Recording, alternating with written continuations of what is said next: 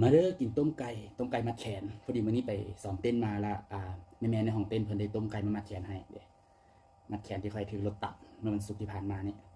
บึ้มๆเลยอื้อหืออื้อหือไก่โคตรเปื่อยเลยอ่ะ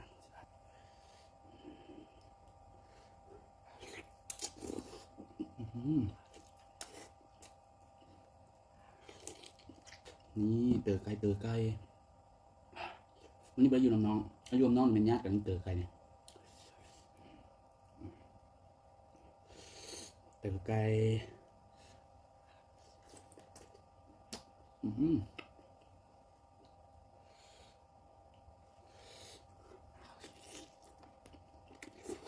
อื้อหืออื้อหือไก่เปื่อยแห้ง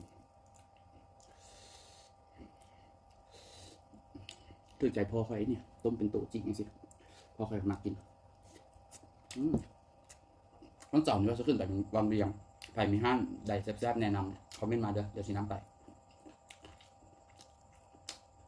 บ๊ายบายจุ๊บ